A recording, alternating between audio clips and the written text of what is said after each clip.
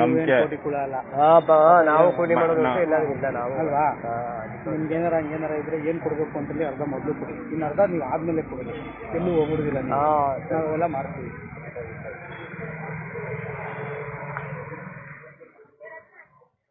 ಎಷ್ಟು ಅಂತ ಹೇಳು, ಹೋಯ್ತಾರ ತೆಗೆದು ಹೇಳಿ.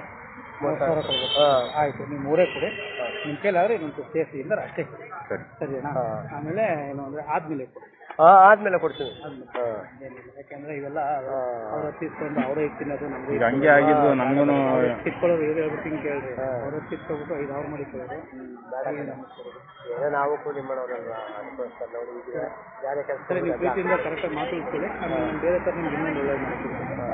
ಇವಾಗ ಕೊಡೋದಾ ಇಲ್ಲ ಆದ್ಮೇಲೆ ಕೊಡೋದಾ? ನೋಡಿ ಎಲ್ಲಿ ಹೊರಟಿದೆ ಸರಿ, ಬಂದ್ಮೇಲೆ ತಗೊಂಡೇ ಕೊಡಿ. ಸರಿ ಆಯ್ತು.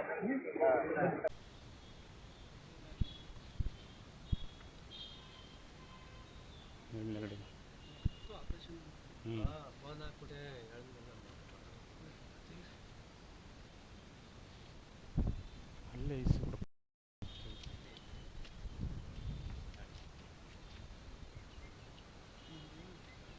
ನೋಡ್ತಾರೆ. ಈಗ ನಾನು ಬೇರೆ ಬೇರೆ ಥರ ಏನೋ ಯೂಸ್ ಮಾಡ್ತೀನಿ, ಒಳ್ಳೆ ತಂದು ಬೆಳೆಸ್ಕೊಂಡು ಆಯಿತಾ.